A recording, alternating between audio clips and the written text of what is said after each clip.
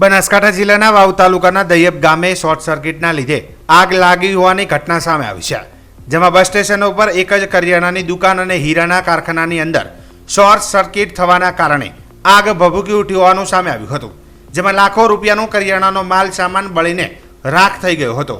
જો કે આગને કાબુ લેવા માટે સ્થાનિક લોકોએ ભારે જહેમત ઉઠાવી હતી। સ્થાનિક લોકો દ્વારા તેમના ઘરોમાંથી પાણી લાવી અને ગામમાંથી પ્રાઇવેટ ટેન્કર મારફતે આગ ઉપર કાબુ મેળવ્યો હતો।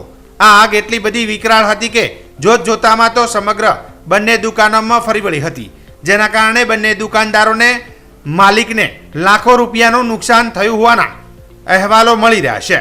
જો કે અત્યારે તો આ વિસ્તારના સ્થાનિક લોકો એક જ માંગ કરી રહ્યા છે કે છેવાડાના વિસ્તારમાં ઉનાળા દરમિયાન અવારનવાર આગ લાગવાના બનાવો બનતા હોય છે, પરંતુ આ સમય દરમિયાન તેમને ફાયર બ્રિગેડની સેવા મળતી હોય છે।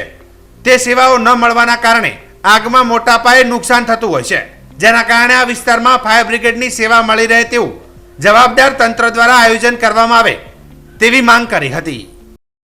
શામતાભાઈ જયપાલ, શોર્ટ સર્કિટના કારણે કારખાનામાં આગ લાગેલ છે। 8 ઘંટીઓ બળી છે, 3 મશીનરી, 10,000 રોકડા, 500 હીરા નંગ અને 3 કારીગરોના મોબાઈલ અને 3 મશીનરી। આટલું નુકસાન, આશરે નુકસાન 8 લાખનું છે।